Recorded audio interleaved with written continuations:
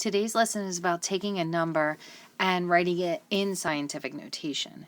So to write a number in scientific notation, you're going to move that decimal point so it's located to the right of the leading non-zero number. Because remember, the factor has to be any number greater than or equal to 1, but less than 10.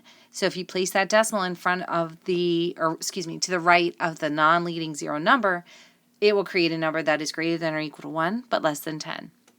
After that, you write your multiplication sign, you write the 10, and then you write the number of places you move the decimal point. This indicates the exponent of the power of 10.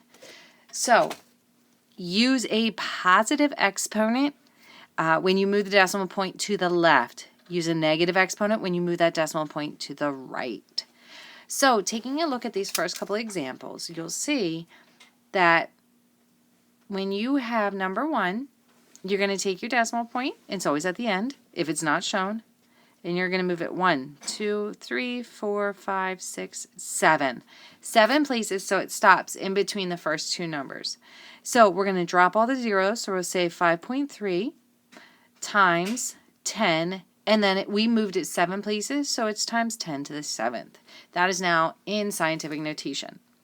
Number 2, we have a decimal point here, but now we have a number that's less than 1. So we're going to put it in between the 7 and the 3. So to create that number that is greater than or equal to 1, but less than 10. So doot, doot, doot, doot, doot. Okay, so we put it in between the 7 and the 3.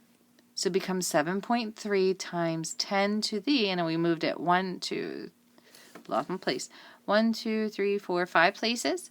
But since we moved it to the right, that's a negative exponent. So it's 7.3 times 10 to the negative 5th. At this point, take a moment, pause the video like I like you to do, and I want you to do 3, 4, 5, and 6. And then unpause, and the answers will appear. So there you go. Check your answers. In this next one, table shows the last 3 geologic eras, when the last 3 geologic eras began. Order them from earliest to most recent. I'm going to kind of go back to yesterday's lesson when we did the density problem, where you've got those two options. So if you want to change them all to standard form and compare, you can. However, I'm looking at this and I see that you have like 2 10 to the 8s here, and then you have one of the power of 10 as 10 to the 7th. So what I'm actually going to do is I'm going to take this one here, and I'm going to change it. And I'm going to give everybody the same power of 10. I'm going to make it 10 to the 8th. So my rule, and this is something we're going to get into more when we do the adding and the subtracting, multiplying and dividing with scientific notation, is if I give one to one side, I have to take one from the other side.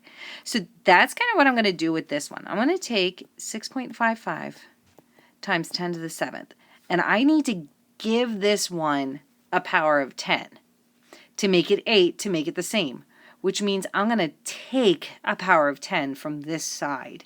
So to rewrite this as 10 to the 8th, I'm going to take that power of 10, and I'm going to make it 0.655 times 10 to the 8th.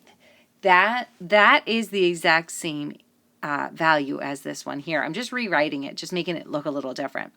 So then when you go to order them from earliest to most recent, you will see that since this one began that many years ago, that's going to be the earliest one, the Paleozoic.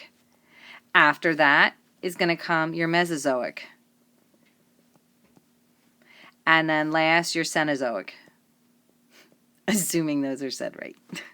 So to write it in scientific notation, you just simply move your decimal so that your leading value, your factor there, is any number between greater than or equal to 1 but less than 10. And then however many places you moved your decimal point, that becomes your exponent. If you move that point to the left, your exponent's positive. If you move that point to the right, your exponent is negative.